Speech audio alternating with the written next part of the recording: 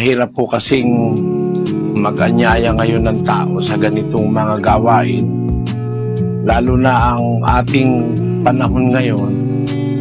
Mayroong iba't ibang hilig ang mga tao na pinupuntahan. Kung minsan nakakaramdam ako ng paninibugho pag nakikita ko na yung halimbawa naglalaban sa tennis, makikita mo daan-libo yung mga tao. Nandoon nagtitiyaga yun. Kahit na sa mga lugar na walang bubong, kahit mainit, nagtitiyaga sila. Hanggang matapos yung kompetisyon ng tennis, ganun din pagka yung soccer ba tawag doon, yung football, yun. Napakaraming tao. Daan-libo. Nagtitiyaga sila. Sa basketball, ganun din. Daing tao. Yun ang makikita mo. Ulit-ulit lang yun. All throughout the history of all those sports. Pero ang mga tao, dedicated sila sa panonood ng mga yan. Nakakapanibugho. Gaya nung sinasabi ni Pablo, naninibugho ako ng panibughong ukol sa Diyos. Bakit pagka ang ipag-aanyaya mo ay yung para sa bagay ng Panginoon, mahirap mag-anyaya kahit walang bayad? Yung mga may bayad yun eh. Para manood ka nun, may bayad yun. Pag nandun ka sa harap, mahal ang bayad dun eh. Yun. Yun po ang aking napapansin. Kaya salamat sa Diyos pagka merong ganitong pagkakataon na kami ay nakapag-anyaya ng ilan. Merong kasing puwersa na nag-uudyok sa tao. Pagka ang pupuntahan ay yung mga bagay na walang kinalaman sa Diyos, may puwersang nag-uudyok sa tao. Pagka naman ang pupuntahan mo yung ukol sa Diyos, meron namang humahad lang. Ganon ang nangyayari. Pero kahit hadlangan naman pagka ang isang tao ay mayroong pagnanais makapakinig ng salita ng Diyos, nagaganap namang siya ay makarating para makinig. Nakasulat yun sa 8:47 ng Juan. Pakinggan nyo mga kapatid. Ang sa Diyos ay nakikinig ng mga salita ng Diyos. Dahil dito'y hindi ninyo dinirinig sapagkat kayo'y hindi sa Diyos. Ayun, yung sa Diyos ang wika ay nakikinig ng mga salita ng Diyos. Yung salitang nakikinig ng salita ng Diyos, yung sa Diyos, hindi naman ang sabi ang sa Diyos nakinig ng salita ng Diyos. Hindi ganon. Ang sabi, ang sa Diyos nakikinig ng mga salita ng Diyos. Ibig sabihin, hindi siya tumitigil sa pakikinig. Laging ang hilig niya ay makinig ng salita ng Diyos. Iba kasi yung nakikinig sa nakinig. Pagka nakinig, isang beses nangyari. Pero yung nakikinig,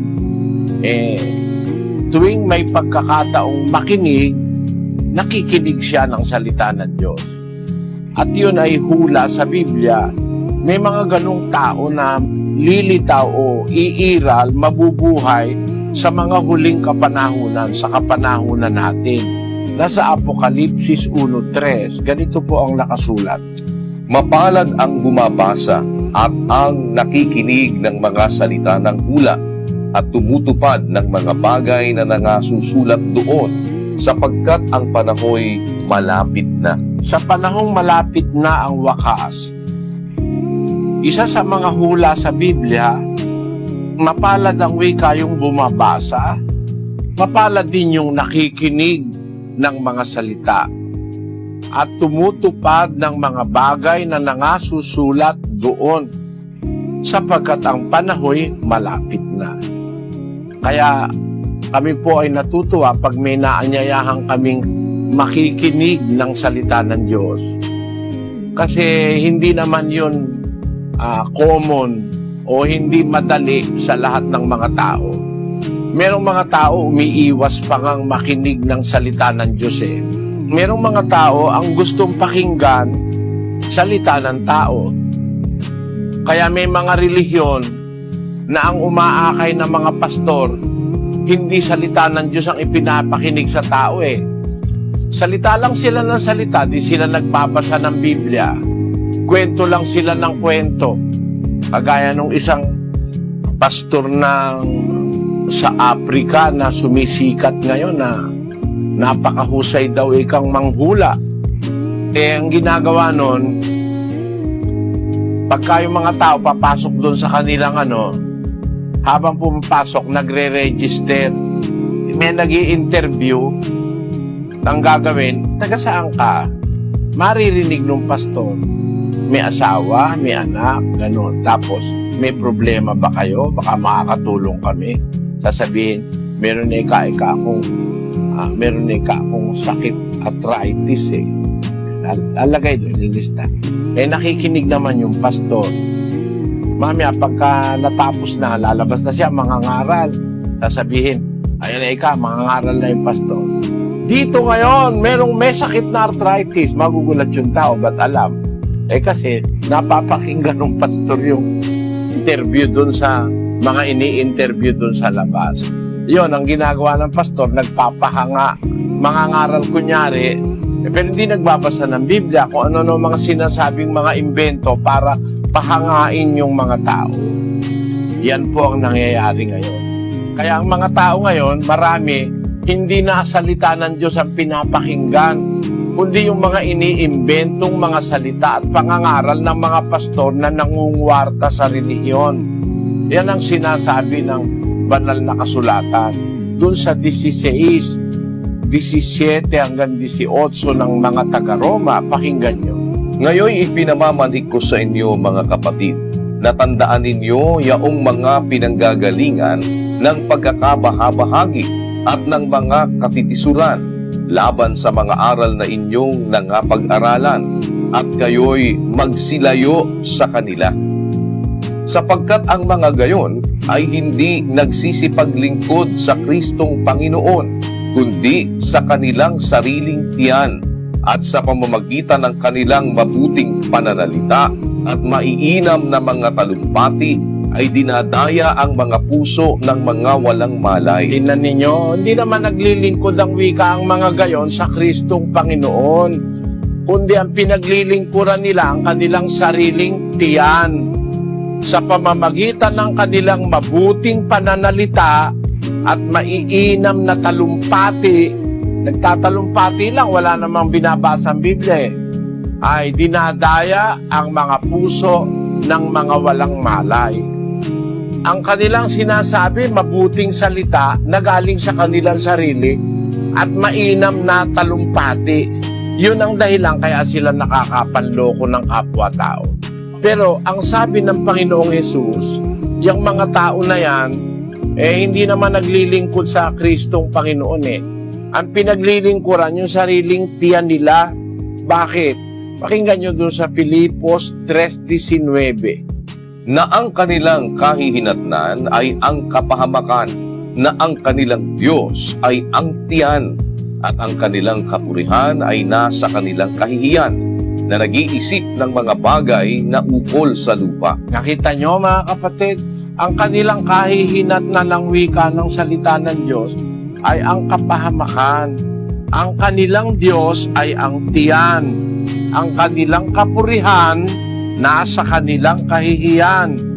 Nag-iisip sila ng mga bagay na ukol sa lupa. Puro panlupa lang ang sinasabi Hindi naman yung aral ni Kristo ang laging binabasa. Babasa ng isang talata sa Biblia tapos magdadadaldal na ng kung ano-ano. Magdadadaldal na ng sarili niyang mga bagay na inimbento. Maraming imbento. Kaya ang sabi ni Kristo doon sa Marcos 7:7 hanggang 8, pakinggan nyo.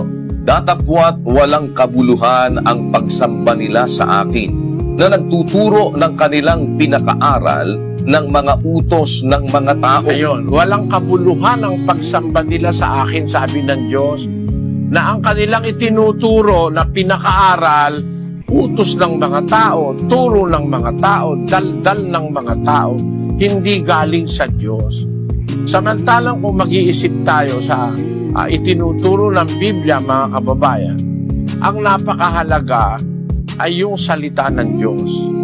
Kaya mapalad ang wika yung bumabasa at ang nangakikinig ng mga salita ng Diyos, tumutupad ng mga bagay na nakasulat doon.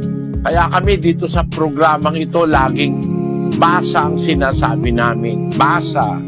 Ang sagot, babasahin, nakasulat.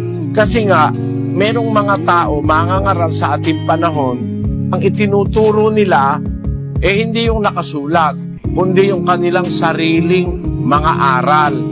Sabi ng ating Panginoon, walang kabuluhan ang pagsamba nila sa akin na nagtuturo ng kanilang pinakaaral ng mga utos ng mga tao. Pagka ang turo galing lang sa tao, hindi po galing sa Biblia, hindi galing sa Diyos. Inimbento lang ng mga mangangaral. Kwento lang, kwentuhan ng kwentuhan. Kung ano-anong mga palabas ang ginagawa, kwentuhan lang ng kwentuhan. Wala pong kabuluhan yan, sabi ng Diyos. Ang mahalaga kasing matutunan natin, yung salita ng Diyos. Kasi yung salita ng Diyos, yun ang koneksyon natin sa Diyos. Doon tayo mauugnay sa Diyos, hindi sa pastor. Kung ang ating natatanggap ay ang salita ng Diyos, yun ang gagawa ng paraan para tayo maging sa Diyos. Sabi ni Kristo, ang sa Diyos nakikinig ng salita ng Diyos. Dahil dito'y hindi ninyo diririnig sapagkat kayo hindi sa Diyos. Sabi niya doon sa mga Hudyo, ayaw niyong pakinggan dahil hindi kayo sa Diyos. Pero yung sa Diyos, nakikinig yon ng salita ng Diyos. Yun po ang aming ipinag-anyaya sa inyo, mga kababayan, na mapakinggan niyo yung salita ng Diyos. Wala kaming sariling salita na ituturo sa inyo. Anumang tanong na inyong gagawin sa ngayon, ay sasagutin kayo ng salita ng Diyos. Mapapatunayan nyo yan sa tulong ng Panginoon.